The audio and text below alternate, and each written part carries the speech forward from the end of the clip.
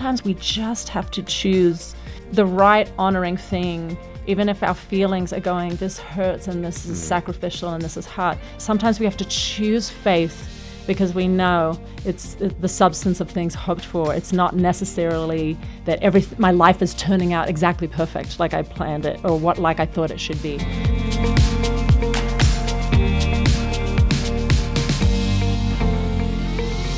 Rebecca, it's so good to have you back at Focus. Jim, such a joy. I don't know how many times, but it's been a number of times going back to the early 2000s. This building has so much nostalgia for me, and this room too. Yeah, we're going to have to get you a parking place out there. Yeah, so I think I deserve my own security, badge. Yes. Mm-hmm. And Cubby, welcome into the big fammy. It's his first time. Yeah, I call him Cubby the hubby. I like that. How many years did you and I talk about your future husband?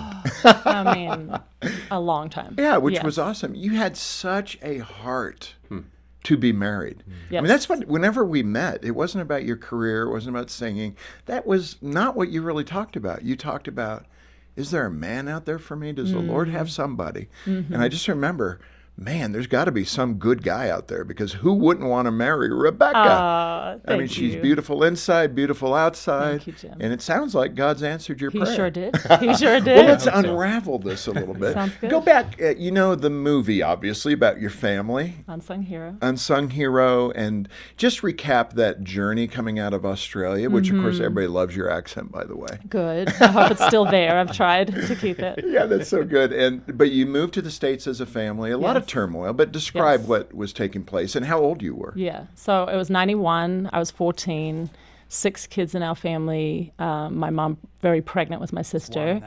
And we moved to the other side of the world from Australia because my dad got offered a job in Nashville.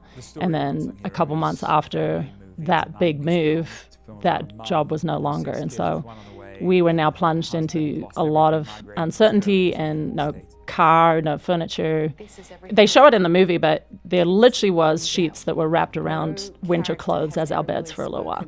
And, very, very close to the poverty line and overdue in our rent, months. Just the grace of God that we weren't not in that, kicked out of that rental place. But we prayed for money and food and a car and all the things and just saw it happen and saw miracles happen. Saw groceries on the doorstep and checks in the mail that would just cover bills. And, somebody paid for my sister to be born in a hospital. We didn't have insurance. I mean, just amazing things. A car given to us out of the blue by a homeschool family.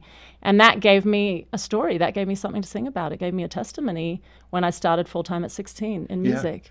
Unsung Hero is such a good testament to God's faithfulness in your family. And if folks have not seen it, they should get a copy. I'm not sure how you do that nowadays. Stream it, right? It's online. Are we up to streaming now? I think so, yeah. Okay, good. So stream it, look for it, Unsung Hero.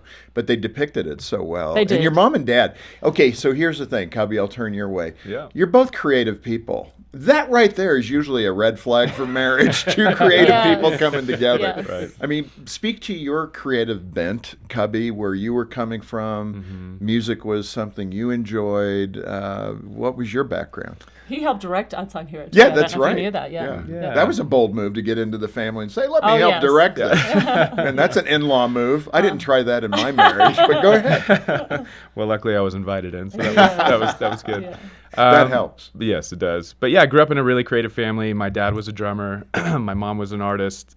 Grew up with some form of an art project or music rendition pretty much on a daily basis. My mom would spread out big rolls of butcher paper across the counter, and my sister and I would draw and paint, and then my dad would have his drums set up in the garage, and I'd go out and mess around on those. And when I was about 8 or 9, I discovered kind of music for myself. I stumbled across my parents' old record collection, happened to stumble across Rubber Soul, the Beatles record, and was able to figure out the record player and put that on. And that kind of changed the trajectory of my life in regards to just a passion and love for music. And started playing guitar in junior high, and then in high school, I was in a band, and we lost our bass player, and said, hey, I'll fill in until we find somebody new. And little did I know, I was the new guy, and ended up falling in love with the bass at that point, and really became kind of the instrument that just really resonated with me as a person, and just my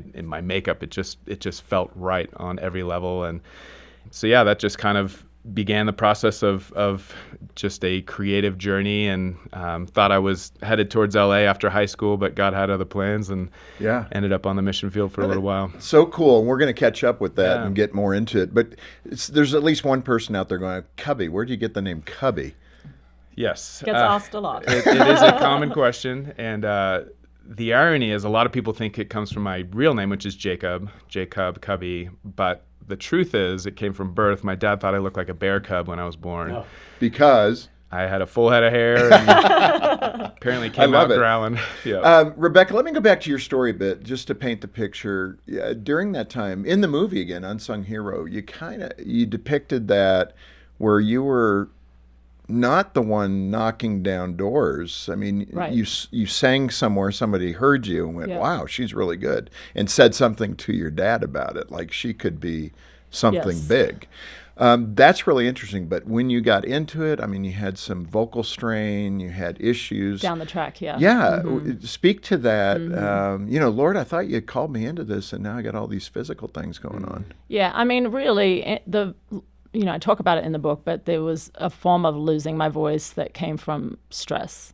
It wasn't anything physical. I'd done vocal training and all of that, but I think after nearly 20 years of music and starting so young, like starting at such a vulnerable age, my first tour at 13 in Australia with Carmen, and then full-time at 16. I think what I didn't understand at that point, that really every balanced adult human being needs to learn, is how to guard your heart, like the Bible talks about. Guard your heart, because out of it flow the wellsprings of life. And I didn't know at that point how to make a call for healthy no's. I think sometimes there's healthy no's and there's healthy yeses, and I needed to protect my own heart. And so I was really burning out, and so my body was fighting back and saying, well, if you're not going to kind of bring some more balance into the schedule, I'm going to shut down on you just out of stress. I think our bodies show these signs of warning, red light. You got to change some things. And if you don't listen, if you override that long enough, our bodies shut down on us. And that's what was happening. So I was struggling to sing and to breathe. Kind of a form of a panic attack on stage, honestly. No, that's amazing. Let me ask, because a general application, someone doesn't have to be in the music business to experience these things. Yes. But I think particularly, I'd say Jean, my wife, early in her teen and 20-somethings, very much a people pleaser. Me too. And I was going to ask that question, is that kind of common in the industry? I mean, you're trying to, get a gig, and you got to kind of, make exceptions and do things and not do things you want to do in order to get the jobs you need. So I would think that would be part of it. Crowd pleasing, if I could say it that way. It's got to be part of what kind of turns your crank, so to speak, 100%. because that's just part of the makeup. You're in front, you're on stage. Cubby, you experienced that too in your band. Yeah. Speak to that issue as a Christian, then, not living for that, but living for something different. And what is that something different? Yeah, I think the people-pleasing thing, you just hit the nail on the head. My personality type is more of a helper. And so, and I like to encourage and sow into people and serve and give. Like Mother Teresa was my hero. Which is a Billy good Graham. thing. Yeah. And I saw, these heroes of the faith that would just like serve and give and pour themselves out. And I was like, that's how I want to be. But what I didn't see is the dark side of that. If you pour yourself out too much without refilling, then you're not going to be filled up enough to continue to give. And even as a mom, I'm learning that in a fresh way too. I want to be the best version of myself for my kids. Like Danny and I in our show, Practice Makes Parent, we talk about that.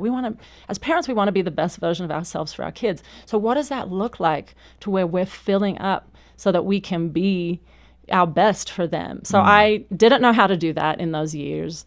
I think I'm still learning in a different way now as a mom, but I think it's a call to all of us, because all of us are dealing with stress and anxiety in some level. Yeah. It plays out somewhere because our lives are just crazy, right? In the modern world, the Western world that we live in. So we have to know how to guard our hearts. Yeah. For the parents listening, I didn't set that up. Your kids are how old? You want the test, Cubby, or you want me to have Rebecca answer that question? So we've got 10. Our oldest is 10, Gemma. and then Imogen, our middle, is 6, and then our youngest boy is 4, and his name is River. That's great. I love that. So you guys are right in the thick of it. It's so good you're doing that podcast with Dr. Oh, I Huerta love it. on parenting, and people could look that up on the We'll website. link over to it. Yeah.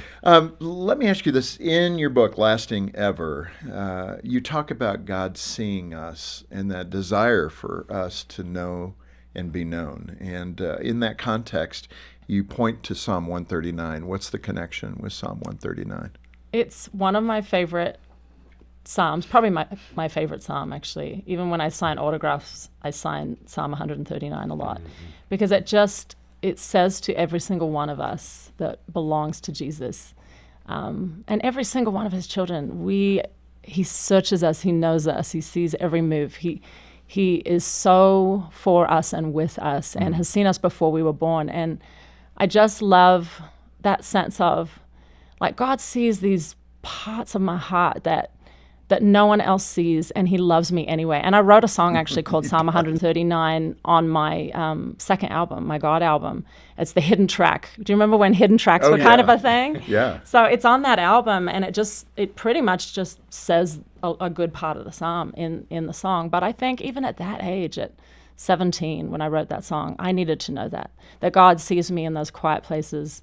I don't need to be seen by all these thousands of people all around the world to feel affirmed. He sees me and loves me and receives me. Yeah. Okay, true love, if I may. Let's fast forward to this season where you're both kind of waiting for God to show you the spouse. And Rebecca, you'd been very clear about this, very public about it. And Cubby, I think you had some observations. You were committed in your heart, but observed some things in the Christian community.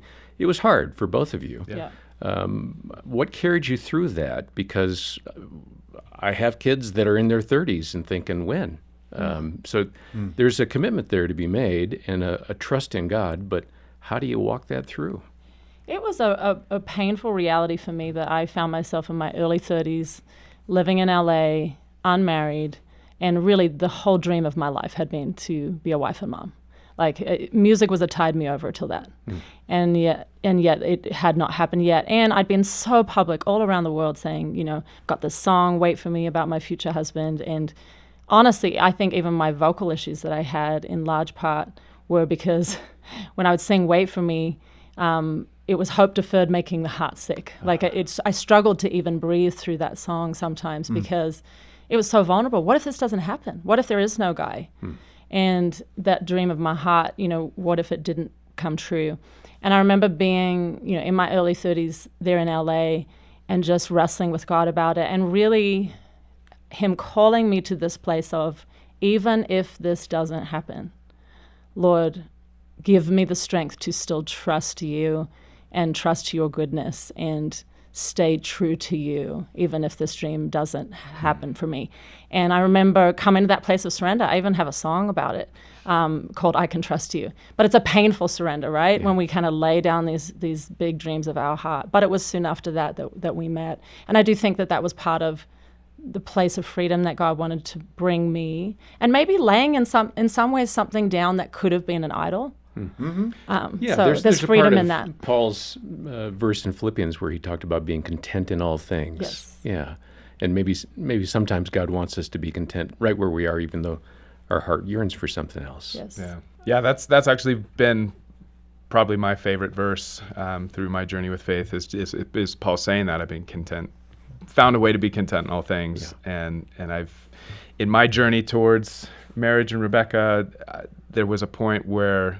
And I think it was something I learned in a sermon, but essentially, if you can't be content unmarried, you're never going to be content married. If you can't be content without money, you're never going to be content with money. So all these things that we strive towards that we think are going to make us happy or bring us fulfillment, if we can't be content without them, when we actually get them, we're not going to be able to be content, because it's really finding contentment in where we are, in our position with the Holy Spirit, in our sonship or daughtership, in our identity in Christ. That's where we find contentment. It's not in the physical things or in the marriage. But if we can be content here, we can bring that contentment into marriage, and it just makes it all the more fulfilling. Hey, allow me to interrupt for just a moment here to say how much we appreciate you watching. Now, if you find value in this content, subscribe by clicking below. It'll be a big help to us. Let's go ahead and return to the show. Let's get to a lighter side. I want to turn the corner on your courtship, if I could call it that. So I was talking to Jean about this morning. I'll get your answer and I'll tell you what she said. So you guys, I think you met, and then, it was kind of like, when are we going to get together? And I'm heading to the airport. Do you want to give me a ride? What happened in that moment? Cubby, this is not good. We're going right to your Achilles heel. Oh man, yes, yeah. There was multiple points in our early dating saga that I thought I'd completely blown it, but but that one specifically. So this was after the kind of our first date. We had met, and she had come to one of my shows in LA, and we ended up kind of spending the evening after my show together, and we played pool and got good food, and then somewhere along the line she said, "Oh, I've got an early flight tomorrow morning. I probably need to turn in," and I volunteered to take her to the airport, which was very nice of you. Very chivalrous. Yes. Yes. Very nice. And what happened? not necessarily the wisest offering of service, because I lived about 45 minutes to an hour from the airport. She lived about 5 minutes from the airport. So it made no sense at all. I tried to shut it down, but he was like, no, let me do it. It was kind of nice. Yeah, wow, very okay. nice. I was absolutely set on making this commitment a reality. So I said, no, I'm going to do it. I go home. I set my alarm to wake up to be able to get to her house on time, fall asleep. I'm dead tired, only to wake up to my alarm, to look at my clock, and realize that I'd set my alarm for when I needed to be at her front door, not when I needed to leave. So I immediately jump out of bed, rush down to my truck, and start flying down the freeway. And she eventually calls and say, "Hey, I need to leave here pretty soon. Are you getting close?" And I was still quite a ways away, and I said, "I'm coming, but I'm a bit away." So honk, honk. Lots of traffic. Yeah. This is terrible. Just hold tight. And eventually she got to the point where she's like, "You know what? I'm going to have to get a cab," and my heart is sinking. And I basically said, "Okay, if you have to get a cab, fine, but I'm still going to come meet you at the airport." Oh. Bingo. So okay, so it all worked out, and you got to the curb, and there she was. Well, that was your saving grace, according to my wife. She said, "Oh man, if he had not done that, I don't think I'd keep dating him."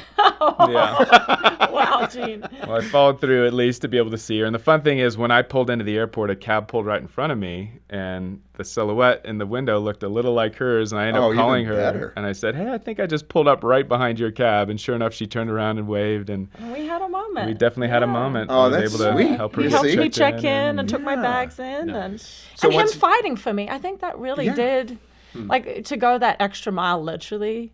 I think pursued you. he I think it was pursued like 45 miles, if I heard the Yeah, story right. I think so. But he did pursue me. And I think I had guys in the past that were somewhat intimidated by my platform and, what had happened already in my life at that point and the notoriety of it, and didn't really pursue me that well, were just kind of insecure and kind of played it safe. And he wasn't playing it safe. He was going after me and my heart in this really impressive way. So I think it really did stand out to me. So it was one of your better moments. In the end, it worked out. It worked Paid out. off. Great decision. Let's cover the proposal. Everybody loves that. So how did you do this, Cubby? I mean, what were you thinking? It was a bit of an undertaking. So the funny thing is, whenever I felt peace about buying the ring and moving towards engagement, I had this image of Rebecca and I in the snow on a moonlit evening, me getting down on a knee with candles surrounding this scene, and me proposing. And that was kind of the scene I had in my head. She ended up inviting me to join her for Christmas in Nashville. So it was my first time doing a small bone family Christmas. And the thing about Nashville is it doesn't snow very much. Yeah, right. Hardly ever. Maybe once or twice a year you'll get a little dusting, but that's about it. And generally never on Christmas. Right. Yeah. And so I went out to Nashville about a week before Christmas and had a few things to do. One of those things was ask her dad for permission to marry his daughter. Oh, so you had that planned. Had that planned, and then once I got the go-ahead from him, it was all guns blazing to get this plan kind of sorted. So I identified this spot. They've got some acreage there at the family farm, and identified a spot for the proposal, and went to the store and bought a bunch of candles and set up a little Christmas tree with a fire ring and a log that we could sit on, and I'd kind of been checking the weather pretty religiously leading up to Christmas Eve because it was showing rain on Christmas Eve, which was a little devastating. I was like, man, am I going to have to go to plan B if it's raining? None of this is going to work. And then about a day before Christmas Eve, the forecast changed from rain to snow. And sure enough, we all pile in the van to go to Christmas Eve service, and it starts snowing. And by the time we get home, there's a blanket of 2 or 3 inches on the ground. Perfect. And we have our Christmas Eve dinner, and we watch a movie, and I ended up falling asleep. And It's a Wonderful Life, right before he's about to propose to me. And let me say this. He did not know I was going to say yes. At that point, we had not said I loved you to each other. We hadn't talked marriage. We were 9 months into dating, and I loved him. I knew I wanted him to be the one, but I didn't know this was coming. So, yeah, right that was after. even gutsier. Yeah. There was a lot riding on it. I know. There was a lot riding on it. But woke up from my little nap during the movie, and everybody started going to bed. And I said, hey, Rebecca, do you want to take a walk in the snow? It's such a beautiful evening. And sure enough, the moon had come out, and just this beautiful moonlit. Perfect. It was like a Hallmark movie. Yeah, it really was. So I ran up and got all the candles lit and the fire going, and came back and had a little thermos of tea, and we made our way up the hill and eventually saw this glowing pathway to the scene. And this vision worked out. Yeah. Like what you had pictured actually worked out. I know. And I said Nobody yes. slipped, nobody fell. No. Everything worked. Did you even hesitate, Rebecca? Yeah, I how was did that hit so you? in shock. I was so in shock. Like he'd all these presents that he had orchestrated. I had a frog in my apartment back in LA that said waiting on the bench, and the frog was just sitting there, waiting for his frog princess. And so he'd noticed that. So he found a little frog and put a little note around it that said, wait no more. He'd written out a scroll of all these things he loved about me. And he said, I love you at the end. And I thought, this is huge. But it wasn't until he actually got the ring out that I was like, this is happening. This is actually happening. I just thought he was being super nice for Christmas. I was like, my mind was just going, this is the moment that I've been waiting for my whole entire life. Yeah. And I said yes. I mean, it was like, this is it. But I was just like, I'm in a movie right now. This is actually happening. Wow. And so it was just glorious and amazing. And I'm so thankful that God brought me this prince of a man, and that we get to live life together, and that my dreams came true. But it was amazing, that pivot point of like, you see your whole future differently in those seconds. Your whole life changes. Man, what a story. Everybody's out there going, perfect. That was perfect. Way to go, Cubby. And then we're getting some elbows from some of the wives to the husband's ribs. Like, why didn't you do it that way? Allow me to interrupt for a moment to say how much I appreciate you watching. If you find value in this content, please subscribe by clicking below. It'll be a big help. Now, let's get back to the show. Now, you were both committed to that concept of purity, which is great. Young couples, that often can trip them up. And in fact, I think you were part of True Love Waits, if I remember correctly. 100%, yes. So, that is a great goal. It's a very difficult one. Yeah. You're attracted, you're going to get married. And I think in the Christian context particularly, we need to stay committed to that. Jean and I did that. Right. But to stay committed to one another and not put one another at risk physically. And, some people might even say, well, that sounds quaint, but is it possible? The answer is yes. It just takes discipline. Yes. And it really is putting God first Yes. before you say, I do. What we talk about in the book is it's practicing faithfulness. When you jump into marriage together, you as a Christian couple are jumping off this cliff of faith in God and each other. And I feel like when you've practiced faithfulness to each other before marriage, there's a beautiful sense of trust that is there. Oh, you have shown me integrity and faithfulness before marriage. And the trust for us, and we can only really speak from our own experience, but I feel was deeper because we had practiced that faithfulness. And in essence, I think the purity movement, and I know some people, unfortunately, had a difficult experience with that. And maybe they were going through an experience of legalism. Maybe it was taken in their church to a certain degree that wasn't super healthy. But I think in the most lovely sense of it, purity is holiness, which we're called to all of us as Christians. Right. It's not and the there's legal, grace. It's not the legalistic No. application. No. It's doing it because of your love for God. 100%. And he, I think, warns us and protects us 100%. from that. And so many, again, so many couples that are in the courtship phase might say, well, we're going to get married anyway, so why wait? And then they don't. Yes. Something happens. Yes. And that happens to many Christian couples too. So it's just a good thing to lay the foundation properly Yeah. for your relationship. Even though it's very hard, it's very difficult, but you can do it. It's worth it. It's worth it. And I think one of the things, whenever I would talk about purity, my goal was to always talk about grace, because I think that is also very needed. All of us make mistakes. All of us sin. We don't get it right. And we need to know that the forgiveness of God is there and that we can start anew today. Yeah, and that's so true. And that, that's something, again, I wobbled in high school, so I don't want to give that impression and that I did it perfectly. But with Jean and I, man, we were committed to getting there and doing the right thing. Cubby, let me ask you this. You have a skydiving example, which I thought was really good, about how you need to trust God, to trust specifically that he holds on to us. Now, that's obvious with skydiving, but what's the analogy? It's something that we were kind of exploring in this book, just even along these lines of purity, and because oftentimes when a Christian or even a non-believer hears the rules associated with Christianity, they can look at them as restraints. But like you said, they're not necessarily restraints. They're for our protection. They're for the betterment of our lives and our marriages and all those things. So in skydiving, I've had a couple of experiences doing that. My first experience was actually a solo jump, and in order to jump by yourself for the first time out of an airplane, you have to go through a pretty rigorous training session. It was Normally you go with a person on that first jump, but you did it Cubby, the other way. Not my husband. Troy, my The son's risk done taker. it a couple of times, but he went with somebody, attached to him. Right, which I've done that as well, but I was kind of bent on wanting to get my license, and this was the first step in getting my license. So went through this 8 hour training course, and basically just walking you through the process of surviving jumping out of an airplane. But a lot of it, instruction book. Yeah, it's a good thing to learn before you jump. But a lot of it was focused on the mechanics of the parachute and how you strap yourself in, and all the buckles and straps and everything to get you basically one with that parachute. And again, those are restraints, but restraints that I would not even think about taking off when I opened that door when it came time to jumping out of that airplane. That's good. And in a similar way, God's quote-unquote restraints, or kind of these ideas that he's laid out for us, are there for our protection. They're the things that help us survive the jump.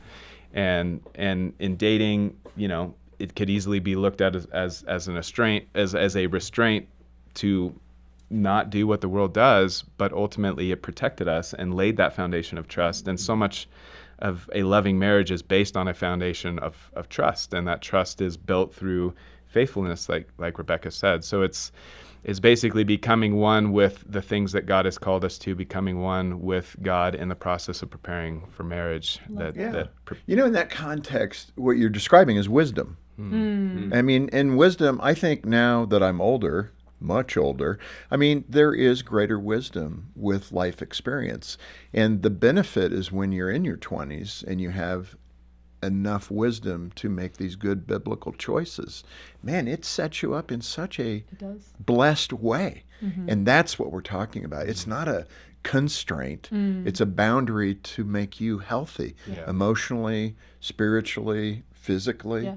And what a great way to look at that. But that is the problem. What age do you really embrace biblical wisdom for your own benefit? Hopefully from a really young age. Yeah. And I think us now as parents, this is what we're trying to speak to our kids about, like the why of it. Like when we give you boundaries or, kind of rules for living, that we're encouraging you to follow, it's for your good. Yeah. And God's speaking that same thing to us. Absolutely. Yeah. He's a father, right? Yes. He's loving our father. When you first got married, and one of the big themes is the winter seasons, the spring seasons, summer seasons of life. And I love that context. There are rhythms that God puts into place that we can see in his nature, as Paul says, right? Translate that into our own lives. Yeah. So you speak about that in the book. And specifically, Cubby, you were in a great place with your career. I think think Foster the People, the band you were with, was going well. And Rebecca, you were excited to be that wife and mom, and it was happening. But then describe going into what you said was that winter season. It was a really rough time in our lives. So I was dealing with infertility when we kind of launched into that winter season. Secondary infertility, because we had our daughter and I'd gotten pregnant so fast with her, and I thought, I'm in the clear. You know, my mom had 7 kids and no miscarriages. I'm good. And then I wasn't, and I miscarried twice in that time. And then at the same time, things changed with Cups Band. There was some betrayal of friends involved there for him.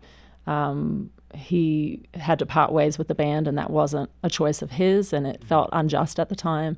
So we were just in this time of like, how do we even get our head around the curveballs? And I was also dealing with burnout, I think, from music. You know, I still loved Jesus, believed in everything I'd said all those years, nearly 20 years of ministry, but I just was like a skeleton. I mean, I just feel like emotionally, mentally, and in some ways spiritually, I was just so depleted because I was like an anorexic in a way, still functioning, but just nothing left on my bones. Yeah. Spiritual anorexic. Yeah, spiritual, emotional, mental, all of it, just so skin and bones. And I think that time was a time of us being tested, that winter season, clinging to Jesus, and just going, God, help us to trust in your goodness and faithfulness, and that somehow you can resolve and redeem this really hard time in our lives. Rebecca, speak to that moment. I mean, that had to be a real challenge. Huge. And I don't want to brush over the miscarriages. Many people listening as couples have experienced that. Yeah. More than I think we even realized. 100%. Gene and I did not have that experience, but you and Dina did. We did. And many couples do have that. So here you were, saving yourself for marriage, saying, Lord, I would much rather be married and have children than have this music career. And then this happens twice. That had to be so confounding and such a low place for you. Very. Wow. Yeah. Well, my dreams of family were, I'd come from a family of 7. So just having one child was in my head not an option. But then my body won't work anymore, won't do what I feel like it's built to do. Like my feminine core is desperately hurting. His masculine core is in a place of desperation and great pain. I mean, we struggled to encourage each other even authentically during that time. Like, what do you even say to each other when you're in that kind of agony? It was really, really challenging. Cubby, I mean, for the rest of us men or husbands, what did you find a way to help Rebecca emotionally and spiritually, or did you just hunker down and get through those early situations? It was a little of both. I think remaining faithful to the Lord in the midst of it was key to both of us, despite the challenges. And I think probably the biggest challenge for me in that season, outside of the obvious, was it being marked by silence. It was a silence that I had never experienced before, because the Lord had been very vocal with me up until that point. Pretty much at every turning point or crossroads, the Lord was exponentially clear on which way I was meant to go and what I was meant to do. And I had kind of seen this kind of progression through my life. And then suddenly I found myself in the biggest turning point or crossroads of my life, and I was met with just utter silence from the Lord. I was desperately crying out, Lord, what's next? What do you want me to do? Where's the plow? What can I put my hand to and start working again? And it was just silence. And I think that hurt more than anything, just feeling like I was alone in it. But even in the midst of the silence, I knew there was purpose in it, and I remained committed to continuing to seek God, regardless of feeling like I was not getting anything in return. And I think making that a continued foundation is what kind of carried us through. Mm-hmm. And even though we had very little to offer each other, there was still enough to offer and enough to connect. And Rebecca speaks about the 6th love language being curiosity, and me just continuing to try and pursue her heart in the midst of that pain and connect with her. Yeah. was ultimately what carried us through. But it was tough. But just knowing that God was working even in the midst of the hard. Even when we couldn't see it. Well, and that's true. I mean, the loss of the band and then the loss of children and your heart's desire. But you said something I want you to relate this to the folks that are listening that are maybe in that same spot like right now. And you can fill in the blank what the circumstance is. It may not be that you're in a band and you lose the friendship and the position with the band, or you lose 2 children to miscarriage. But whatever that might be, you said this, that you made the decision to stick with God. Yeah. There are people, and I know many, in that moment, that is the fork in the road, Yeah. spiritually, in the depths of their heart. They're saying, I feel like the Lord is not blessing me. And if that's the case, I'm no longer going to follow him. I mean, that is a transaction that goes on in people's heads. But you said you chose to follow him, even though it seemed like those blessings were evaporating. Just speak to that person, both of you, who is maybe going through something difficult, who doesn't feel God's closeness any longer. I think standing on the truth of Scripture in those moments, even when it doesn't feel like it's resonating in those moments, ultimately the Scripture says that God's plans for us are for good, not for harm. Even when we're walking through the not so good, knowing that his plans for us are good can get us through. And continuing to believe that and choose that. And I think the other half of it is, I think a lot of people walking through hard times or a crisis of faith or whatever it might be, might have a tendency to blame God for man's shortcomings. And I think remembering that God has no desire to harm us, he has no desire to see us hurt. Right. He hates to see his children hurt. Grieves with us. He grieves with us, and his plans, like I said, are for our good. And so remembering that it's not God bringing on this hard situation or causing this pain in your life, but he is using the hard situation to grow you in ways that you would not grow without the challenges. I think it's really through those hard times that we grow the most, that we experience the most kind of self-understanding, and God reveals things in us and grows things in us that literally cannot be grown during the good times. In the winter season. And it's what is happening in actual physical winter too. And I think back to a movie that when I was doing some acting in LA, which was around the time Cub and I met. I did a film called Sarah's Choice, and it was a pro-life movie. And there was a mentor in that movie that was encouraging the male lead in the film, in this one scene, to, in essence, be a man and marry my character, because I was the female lead, this unmarried pregnant girl. And which is so ironic because, I'm playing this unmarried pregnant girl in this film. But he was just saying, marry her, be honorable, show this character, rise up as a man, and get to the great stuff. He was saying a lot of times people give up in relationships or in marriage, and they don't get to the great. Like, you've got to kind of get through the fire and, through some of these challenging times in your life to get to the great stuff. And that's in faith, that's in relationships, that's in just so much of life. Hold on for the great. God's got great on the other side of this winter season. Yeah, I love that. And this is Focus on the Family with Jim Daly. That's Rebecca St. James, and she and her husband, Cubby Fink, are here sharing from their hearts, as you can hear, and their stories. Coming out of winter is really apropos. I think so many of us are waiting for a breakthrough. I want to encourage you to get a copy of the book that Rebecca and Cubby have written called Lasting Ever, Faith, Music, Family, and Being Found by True Love. A lot of encouragement here.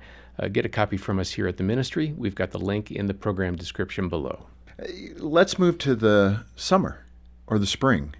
The spring, yeah. This idea that, when you stay committed to the Lord and to each other, that there is spring. I mean, I would say that pretty boldly, because I think we've all experienced that. It's not that you stay in winter forever. But for that person that is in that spot, I think what I want to make sure we communicate is hope. Yes. That there is hope. And in that regard, you begin to see things turn. You did get pregnant. You did have 3 children now, obviously. your career with music, your voice, you recovered from those things. Those are all those milestones. And Cubby, you got into directing and, with the movie and other things that you're doing. So there became kind of a runway for you to feel the spiritual oxygen from the Lord. Yeah. Describe it. There was a moment. So I was kind of quietly retired from music in this winter season. But I had an offer come in for an event in Alaska, and my brothers were also a part of it. So the entire Small Bone clan was there, us with our little 3-year-old daughter, Gemma. And still in this winter season. And during worship in Alaska, I encountered the Holy Spirit in this most life-changing, most instantaneously life-changing moment of my life. And the Holy Spirit fell in just an extraordinary way in my heart. And the audience was crying. I was crying. It was just a really profound experience with him. And I left that stage a different person. Like, I knew spring had come to my heart. I saw my past differently. I saw my future with hope. I sensed that God had called me back to music in that moment. And immediately after that spring came to my heart, I did fall pregnant with our second daughter. And then now we have a son too. And God has restored so much. But it was almost like that internal reality had changed. My heart had encountered spring. He had done a new work here, and then I started seeing the thawing on the outside. Yeah, that is so good. Did you talk about that together, like those drops of oxygen, those spiritual drops of oxygen? Did you start recognizing them as a couple? I mean, we really did, because there was that week up in Alaska was pretty remarkable for both of us, and definitely a turning point. And for me, it was the moment that the silence was broken, that God started speaking. And there's a verse that talks about men perishing without vision, and it was almost like I was dying on the vine without knowing where to look or what to do, and suddenly God breathed this life of his inspiration again, and it just filled me with purpose and passion and excitement for the future. But when that silence was broken, I really heard the word running, which initially didn't make a lot of sense. But in that winter season, I think a big part of my practical nature was rising up and just saying, I want to do something that makes sense, because I'd spent so much time in the arts world, and in the arts world, A plus B very rarely equals C. Right. And I just wanted something that made sense. And so there was a lot of pursuing things outside of what may have been my giftings.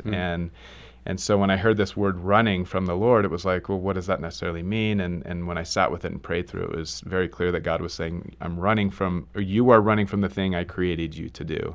I want you to lean back into the film and the music and things like that. And with the acceptance of that word came just that inspiration and life and vision and purpose again. And peace. And peace, and an overwhelming amount of peace. And it was so fun for us to be able to basically take a step back and talk about all the work that had gone on over the course of these few days of God separately. Separately. Yeah. Like, this was going on in her internally, me internally. We hadn't talked about it. Talked about it. And it was my 40th birthday, right after that Alaska, event. We went to my 40th birthday, and we were walking on the beach and talking about what God had been doing in both of our lives separately. Yeah. It was amazing. And it was a miracle. One of the most beautiful things about that, and something that I think may offer a bit of hope, I think oftentimes we look for the tangible thing to bring us out of the hard seasons. For both of us, there was no tangible evidence that we were leaving this winter season. It was literally a spring that was birthing in our hearts because of the moving of the Holy Spirit, because of the way God was speaking to us. It's not like she was pregnant. It's not like a job landed in my lap. It's not like we had this thing that we could hold, that we could count on to bring us out. It was spring was dawning in our heart because the Holy Spirit was moving and speaking. And then the physical stuff followed. There were jobs. She did fall pregnant. But the dawn really began to show itself because of what was happening internally, and the Holy early Spirit spark, moving. The goodness of God. Yeah. I'm really curious about your perspective. When we were in our early 40s, I had an opportunity, and I really sought God on it, and I thought, oh, I want this. Do you want this?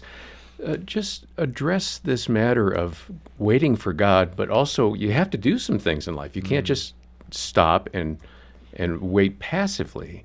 So where's the balance there? I think you're hitting on something that John, that is so key to our culture today. And I think we have bought into this idea that feelings have to rule.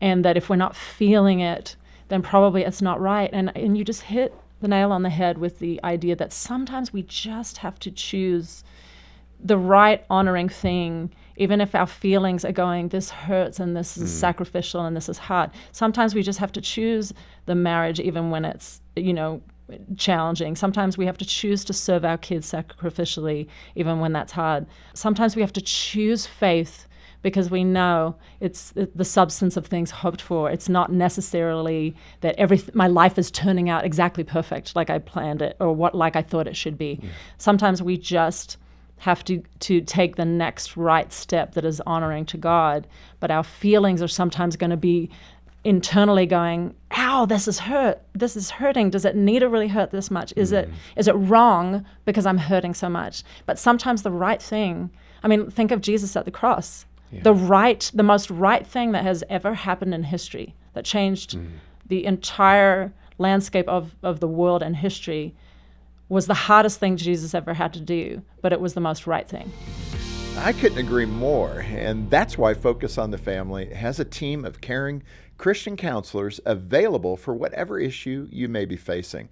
I want to encourage you to contact us if you need to talk to someone or pray about your situation, especially if it seems like you're in a winter season with your marriage or family. Focus on the Family is here for you, and we've got great resources like this book from Rebecca and Cubby, Lasting Ever, Faith, Music, Family, and Being Found by True Love. And we can send you a copy when you send a gift of any amount to Focus. That's our way of saying thanks for partnering with us to strengthen and support today's families. Yeah, to connect with a counselor or to make a donation and get that book, just click the link in the program description or call 800, the letter A, and the word family.